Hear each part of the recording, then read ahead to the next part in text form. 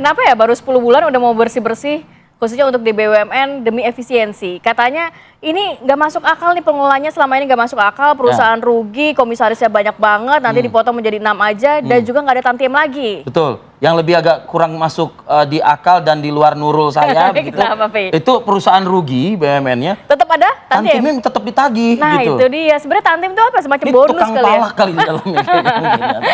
Kita akan bahas mengenai hal ini dengan narasumber yang sudah hadir di studio. Ya. Sudah ada pagi hari ini Mas Abra Talatov, ekonom Indef. Selamat pagi Mas Abra. Pagi Mbak Pagi. Rati, Sehat Mas ya? Arief, sehat. Kemudian juga ada Mas Muhammad Tri Andika, analis politik. Selamat Universitas pagi Bakri. dari Universitas Pagi Bakri. Mbak Rati, Mas Arief, pagi. Dan juga sudah bergabung bersama kami via Zoom Bang Andre Rosiade, politikus Partai Gerindra. Selamat pagi Bang Andre. Bang Andre, selamat pagi. Wakil Ketua Komisi 6 DPR RI.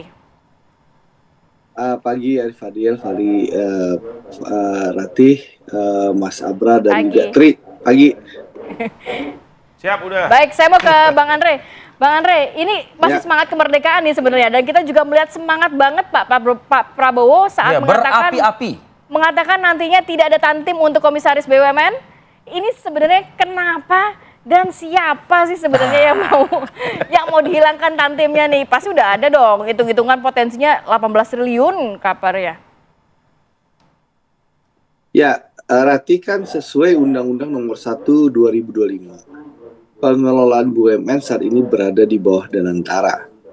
Dalam hal ini pengelolaan BUMN pengelolaan BUMN Danantara dituntut untuk menjalankan peran tersebut melalui implementasi praktek korporasi yang benar, mengacu pada standar global dengan mengutamakan prinsip tata kelola yang baik. Itu dulu yang pertama, itu bahwa pengelolaannya sekarang sudah bergeser, dulu di bawah Kementerian BUMN, sekarang di bawah Danantara.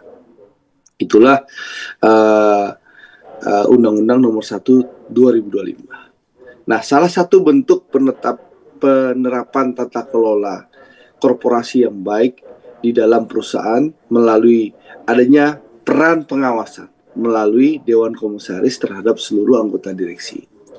Guna menciptakan praktik korporasi yang benar dan efisien, menjadi relevan atas jumlah komisaris dan individu yang menempati jabatan tersebut. Nah, jumlah komisaris yang terlalu banyak dan atau latar belakang individu yang kurang tepat dapat menciptakan inefisiensi dalam praktek usaha, sehingga perampingan struktur pengurus khususnya Dewan Komisaris perlu menjadi fokus dan ditempati oleh individu yang menjunjung tinggi sikap profesionalisme. Nah, Presiden Prabowo menaruh perhatian besar di sini, Ratih dan Arif Fadil, perihal ini sejak awal tahun, dan menginstruksikan Danantara agar dilakukan perampingan pada struktur Dewan Komisaris sektor perbankan.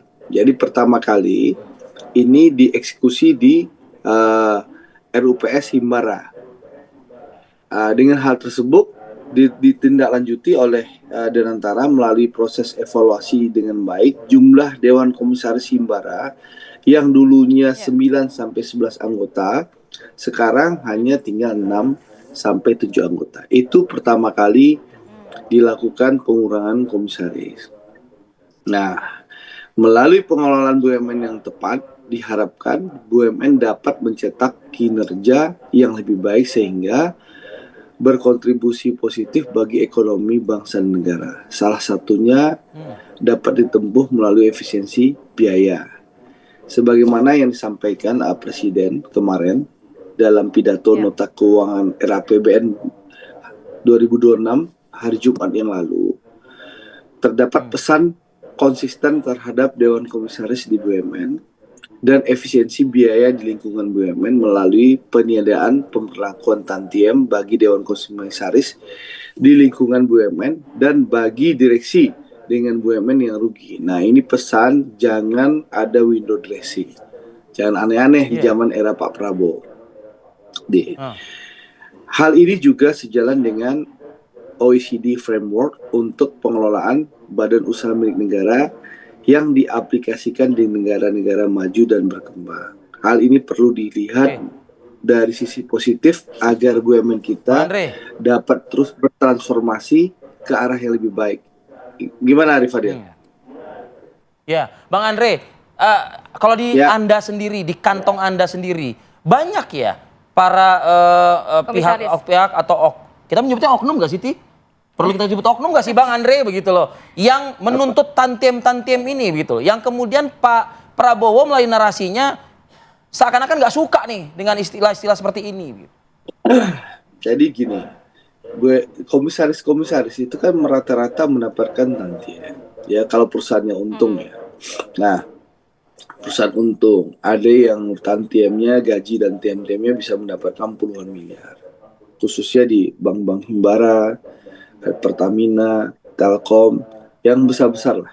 Ya, tentu mungkin ada yang kecewa ya, mungkin ya, ada kecewa dengan kebijakan presiden yang melakukan efisiensi. Ya, saya rasa sih wajar ya. Kalau nggak wajar, nggak mungkin seluruh anggota DPR RI yang hadir dalam pidato presiden itu berdiri Standing applause. Berdiri berarti apa? Dukungan politik terhadap keputusan presiden itu jelas bahwa seluruh fraksi di DPR itu mendukung langkah presiden untuk melakukan efisiensi dan penataan terhadap kinerja BUMN. Jadi dukungan politiknya jelas. Nah, bahwa inilah yang diharapkan. Apalagi presiden tidak omon-omon ya. Pembenahan, efisiensi sudah dilakukan presiden sejak awal masa jabatan, termasuk memberantas praktek pelaku korupsi. Baru zaman era Pak Prabowo, orang-orang yang tidak tersentuh hukum selama ini bisa ditangkap dan dinyatakan tersangka. Baru zaman era Presiden Prabowo, mega korupsi besar-besaran, baik di BUMN maupun non-BUMN, itu diberantas dan ditangkap pelaku-pelakunya. Ya. Jadi ini konsisten dengan sikap Pak Prabowo. Gitu loh. Oke. Konsisten dengan sikap Pak Prabowo. Pak Prabowo juga sempat menyatakan bahwa tantiem ini akal-akalan aja. Tapi mungkin banyak masyarakat yang juga nggak paham sebenarnya tantiem ini apa sih? Boleh Mas Abra dijelaskan? Dikasih tantiem cerdas itu pagi seperti ini, coba. apa? Sistemnya seperti apa? Pembagiannya seperti apa? Ya jadi betul sekali Pak Prabowo mengkritik istilah tantiem ini kan seolah-olah ini sebagai kamuflase ya. Akal-akalan Akal-akalan gitu ya. bahasa Seorang Pak presiden Prabowo. mengatakan istilah apa ini? Iya. Saya ini ya. Jadi ini kan tantiem ini kan sebenarnya bonus ya terhadap hasil kinerja yang dilakukan oleh manajemen BUMN baik direksi, komisaris dan bahkan karyawan. Jadi Itu wajar. sebetulnya wajar memang diatur oleh peraturan Menteri BUMN. Ada memang ditetapkan Berapa persen ketentuannya dari laba. Dari laba Tergantung ada laba. persentasenya ya dan direksi, komisaris itu persentasenya juga berbeda. Dan memang ada kriteria BUMN untuk mendapatkan tantiem ya khususnya harus WTP, kemudian harus KPI-nya tercapai 80%, kemudian juga mendapatkan keuntungan secara wajar dan ada kriteria itu dilakukan secara adil dan keuntungan secara wajar dan melihat memang situasi ekonomi saat itu. Dan tantiem pun ini kan sebetulnya ditetapkan di dalam RUPS. Dan setahu saya memang pastinya harus mendapatkan persetujuan dari kementerian, yaitu Kementerian BUMN. Jadi ketika isu ini berhembus kencang, sebetulnya yang punya tanggung jawab adalah Menteri BUMN itu sendiri. Karena sejauh mana Kementerian BUMN bisa meloloskan. Bang Andre kan mengatakan di awal kan pasal 1 gitu. Iya. Artinya kan sudah danantara nih begitu. Ya, ini yang lalu. Ini kita bicara yang lalu, yang Karena masih proses yang BUMN lama, waktu itu BUMN yang ya. lama ya. Jadi setelah ini diambil alih Danantara, maka Danantara mengeluarkan surat di 30 Juli kemarin bahwa ke depan tidak ada lagi tantiem untuk komisaris. Dan direksi masih diperbolehkan dengan beberapa kriteria. Nah, ini saya pikir memang satu sisi sangat positif. Memberikan sinyalemen positif bahwa ke depannya pengelolaan BUMN akan lebih disiplin, lebih kuat dan memperteguh rasa keadilan. Karena kita tahu catatan saya misalkan tahun lalu laba BUMN itu sebetulnya turun 7%. Nah, tetapi di sisi lain dengan kita seringkali mendengar tantiem ataupun bonus kepada komisaris BUMN yang sangat besar ini kan gitu. Ya ini mengusik rasa keadilan gitu. Karena memang sebenarnya perusahaannya harus untung dulu atau rugi juga tetap berikan tantiem. Ini capai dulu labanya tadi. Laba tadi ketentuannya, tapi kan persoalan laba ini juga tentu masih dalam tanda kutip bisa dipoles lagi nih, ada window dressing. Jadi banyaklah akal-akalan ataupun cara untuk bagaimana memproses laporan keuangan itu menjadi terkesan masyarakat laba juga gitu. heboh melihat angka 40 miliar dalam setahun padahal rapatnya hanya 1 kali sebulan. Itu dia, akal-akalan yang gimana tuh? Ya itu termasuk juga proses bisnis, bagaimana peran dan fungsi dari komisaris. Memang yang seringkali kita dengar kan menjadi komisaris ini apalagi selama ini stigmanya adalah titipan. Titipan yang dalam artian dia dari sisi kompetensi, kapasitas itu nggak memenuhi.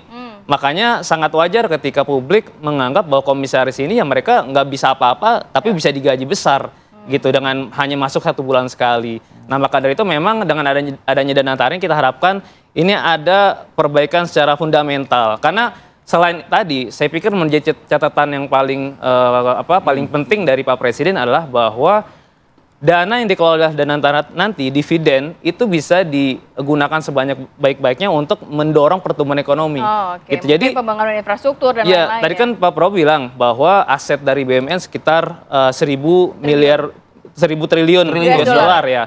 Dan berharap minimal 5% saja dari aset tadi ROA-nya bisa menghasilkan laba itu sekitar 800 triliun kalau dikonversi. 800 triliun itu defisit fiskal kita ya tahun ini itu 6.200 triliun. Jadi itu kalau 800 triliun bisa balik Tercapai. Lumayan nutup lah ya. itu kita nggak bisa defisit. Maka kita dengar kemarin kan ada harapan bahwa defisit APBN kita ke depannya bisa didorong 0%. Iya. Jadi dengan mengoptimalkan peran dari BUMN ini sudah masuk akal gitu. Tinggal bagaimana mengawal agar dana ini keuntungannya bisa optimal dan tidak merembes kemana-mana. Jadi gitu. komisaris nanti nggak akan dapat tantiem atau bonus lagi. Ya ini makanya Direksi ini, bagaimana? Nah direksi kan kemarin Pak Prabowo di Kita tegas-tegas aja pagi ini. betul.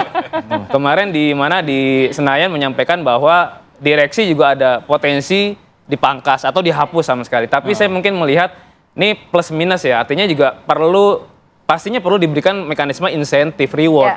Tidak mungkin dihapus 0 gitu. Karena saya khawatir nanti yang profesional ini akan menjadi disinsentif, best talent malah keluar. Cari tempat peluang lain gitu ya. Betul. Jadi memang harus menyeimbangkan nih aspek insentifnya, rewardnya dan juga punishmentnya. Kalau Pada misalkan keluar yang laba- Anda khawatirkan Mas Abra. Iya, Tapi kalau misalnya emang orang yang nggak tepat, hanya titipan semata dan sebagainya, ya dipaksa keluar juga nggak apa-apa dong. Ya oleh karena itu makanya ini menjadi seleksi alam. Bagi orang-orang yang talent yang memang punya jiwa patriotik dan melihat bahwa BUMN tersebut punya potensi, mereka mungkin orientasinya yang pertama bukan uang, tapi bagaimana bisa membangun bangsa ini melalui BUMN. Jadi nanti talenta-talenta yang memang bagus pada akhirnya akan mau bersedia untuk mengabdi melalui BUMN. The right man on the right place. Cakep ya. Coba kita nanti ke Mas Andika. Nah, itu pertanyaan saya ke Mas Andika. Tadi katanya ada titipan.